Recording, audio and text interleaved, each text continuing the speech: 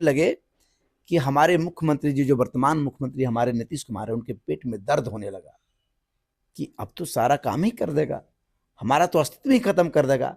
तो आनंद फानन में 6 महीना भी सरकार चलने नहीं दिया और प्रेशर करके इनके से जबरदस्ती जो है, जिस तरीके से धोखेबाजी करते हैं, जिस तरीके से पीठ पीछे छोड़ा भोंकने का काम करते हैं, तो कहीं से भी इनको अब मौका नहीं मिलने जा रहा है। दलितों का नेता हमारे मांझी साहब है।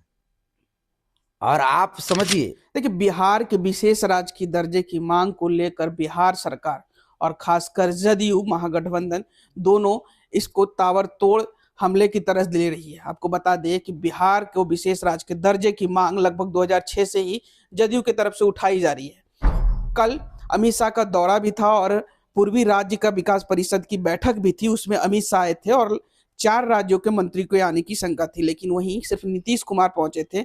पश्चिम बंगाल, छत्तीसगढ़ और झारखंड के मुख्यमंत्री नहीं आए थे, उनके सचिव आए थे, लेकिन फिर भी नीतीश कुमार अपनी मुद्दे को लेकर अमित शाह पे हमला थे। उन्होंने साफ तरीके से बिहार के विशेष राज्य की दर्जे की मांग रख रहे थे और वो कह रहे थे कि हम पूरे जितने रूल हैं, उसके जितने क्राइटेरिया है वो फुलफिल करते हैं, फिर भी हमें विशेष राज्य का दर्जा नहीं मिलता। अब हम सेकुलर के प्रवक्ता राकेश रंजन जी के साथ हैं, इनसे बात करेंगे। सर, आपकी पार्टी बिहार के विशेष राज्य दर्जे की मांग को किस तरीके से देखती है?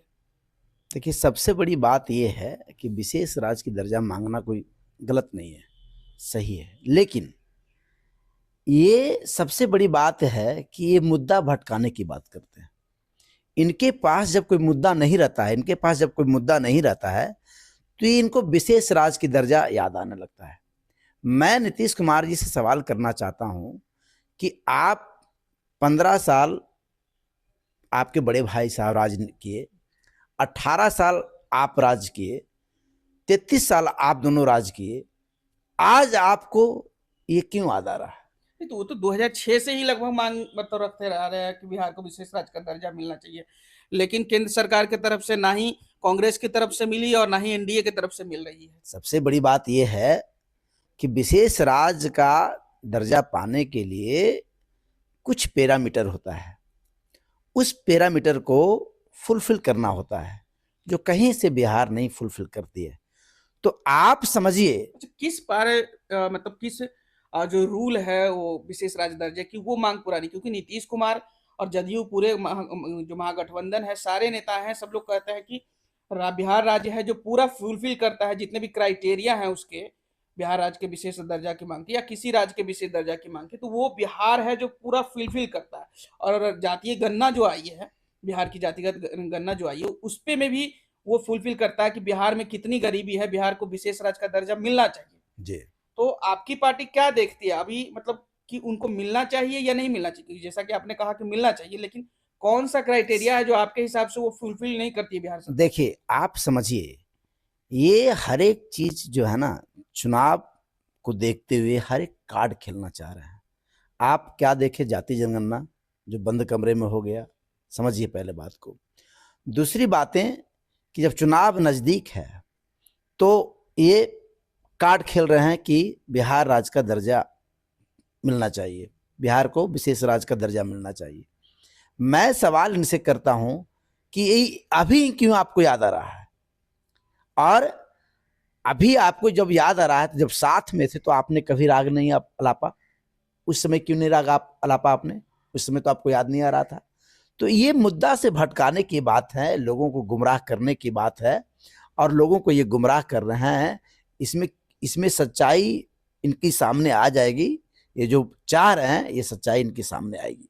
अच्छा, एक और बात रहेगा कि पूर्वी राज्य का विकास परिषद का मतलब बैठक थी 11 दिसंबर को, लेकिन फिर भी 3 राज्य के मुख्यमंत्री नहीं आए, सचिव अपने भेज दिए, सिर्फ नीतीश कुमार। और जैसा कि फुटेज भी देखने को मिला, नीतीश कुमार उतने प्रसन्नता से मतलब अमित शाह से मुलाकात नहीं कर रहे थे। तो क्या लगता है, इस तरीके से बिहार की विकास हो पाएगी?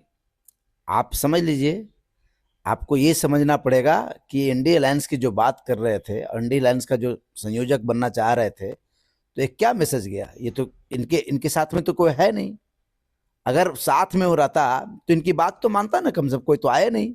और जब हमारे गृह मंत्री साहब विकास की पूरा बात करने लगे तो उनसे ये घबरा गए, और घबराने के कारण आपने देखा भी होगा कि एक हाई लेवल मीटिंग इन्होंने रखा, जिसमें सारे लोग, विधायक से लेकर के एमएलसी से लेकर के मंत्री लोग, इनके सारे लोग वहां पहुंचे।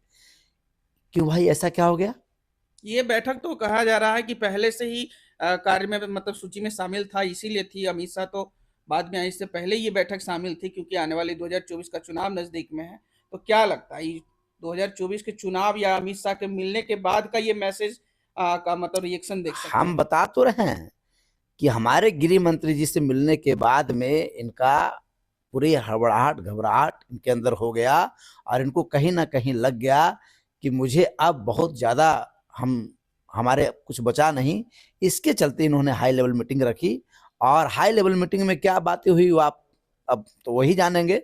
लेकिन हमारा एक सीधा ये कहना है कि ये पूरे घबराहट में है, परेशानी में है, तड़पड़ाहट में है, और इनको कुछ नहीं मिलना है। इस हाई लेवल मीटिंग से दो बातें सामने आ सकती है कि बात करें कि अमित शाह क्या मतलब मैसेज दिए नीतीश कुमार को, ये कहीं ना कहीं एनडीए में शामिल होने का भी मैसेज दे सकते हैं, उसके लिए भी हाई लेवल मीटिंग हो सकती है। या फिर क्लियर मतलब मिल गया होगा कि अब एनडीए में नीतीश कुमार शामिल नहीं हो सकते, उनकी आस होगी कि नीतीश कुमार मतलब शामिल हो सकते हैं लास्ट में। देखिए, तो इस दोनों मतलब संभावनाओं में क्या लगता है कि किस तरीके की हाई लेवल मीटिंग किए होंगे वो? देखिए, एक तो पहला नंबर क्लियर है कि एनडीए अब इनको लेने नहीं जा रहा है। ये ऑलरेडी हमारे नेता पहले ही क्लियर कर चुके हैं, और हमारे गृह मंत्री भी क्लियर कर चुके हैं। कितने भी मीटिंग में उन्होंने बोला भी है, ओपनली बोला है, ओपन फोरम में बात कहा है। तो ये तो शामिल होने की बात तो आप छोड़ ही दीजिए। इनको कोई, सब लोग चूंकि जिस तरीके से धोखेबाजी करते हैं, जिस तरीके से पीठ पीछे छुड़ा भोंकने का काम करते हैं, तो कहीं से भी इनको अब मौका नहीं मिलने जा रहा है। और इसीलिए तो ये प्रेशर में है। It is called pressure of politics. समझिए, ये प्रेशर में होने के कारण ये हाई लेवल मीटिंग और सारा मीटिंग कर बात है, उसमें हम क्या बोल सकते हैं। अच्छा, एक और सवाल और उठती है। जी दलितों का नेता, जी सभी कहते हैं, अल्पसंख्यकों का नेता सब कहते हैं, जी लेकिन सामने में ना कोई दलितों का उद्धार हुआ है अभी तक। जितने दिन से भारत आजाद हुए, लगभग 75 साल से ऊपर हो गया, लेकिन ना दलितों का उद्धार हुआ ना अल्पसंख्यकों का। सारी पार्टियां कहती है कि हम हैं दलितों का, अल्पसंख्यकों का नेता। क्या लगता है 2024 में इस मत को बदला जाएगा? दलितों का नेता सामने में आएगा या फिर अल्पसंख्यकों का नेता सामने में आएगा? एकदम, दलितों का नेता हमारे मांझी साहब है। और आप समझिए कि जब ये मुख्यमंत्री बने तो दलितों के हित में, जो वंचित लोग हैं, गरीब गुरबा लोग हैं, आप लोग के लिए भी, पत्रकार के लिए, पेंशन के लिए, जो लोग को झुग्गी झोपड़ी में जो रहते हैं उनके आवास के लिए, सबके 36 एजेंडा पर इन्होंने काम करना शुरू कर दिया। तो दलित की हित में इतना फैसला लेने लगे कि हमारे मुख्यमंत्री जी, जो वर्तमान मुख्यमंत्री हमारे नीतीश कुमार है, उनके पेट में दर्द होने लगा कि अब तो सारा काम ही कर देगा, हमारा तो अस्तित्व ही खत्म कर देगा। तो आनंद फानन में 6 महीना भी सरकार चलने नहीं दिया, और प्रेशर करके इनके से जबरदस्ती जो है त्याग पत्र लिया गया। तो हमारे नेता 1980 में ही विधायक बने हैं, और 1980 से ही वो काम करते दलितों के हित में आ रहे हैं। उसके बाद भी तो विधानसभा में वो कहते नजर आए नीतीश कुमार जी की मतलब तुमको कुछ नॉलेज नहीं है, मतलब उस प्रकार से, जिस प्रकार से उन्होंने कहा जी कि मतलब मांझी जी को कुछ नॉलेज नहीं है, आप ऐसे फिजूल फिजूल बातें करते रहते हो। तो हमें लगता है कि आप जब मांझी जी 8 महीने के लिए लगभग मुख्यमंत्री के कुर्सी पे थे, तब जी उसी प्रकार के नॉलेज के कमी के कारण हो सकता है हटा दिए होंगे। देखिए, सबसे बड़ी बात है कि मुख्यमंत्री जी जो है डिरेल हो चुके हैं।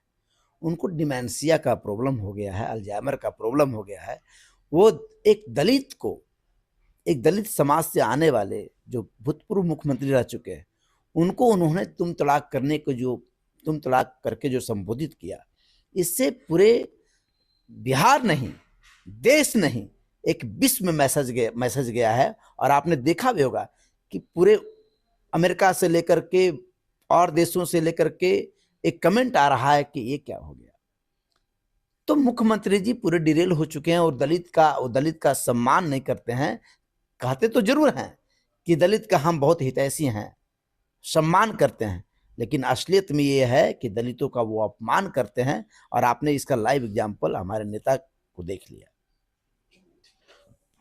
देखिए, अभी आप सुन रहे थे राकेश रंजन जी को, जो हम सेकुलर के प्रवक्ता हैं। फिलहाल इस खबर में इतना ही। इस वीडियो की प्रतिक्रिया हमें कमेंट में जरूर दीजिएगा और ऐसी तमाम खबरों से जुड़े रहने के लिए हमारे चैनल को लाइक शेयर सब्सक्राइब जरूर कीजिएगा। धन्यवाद।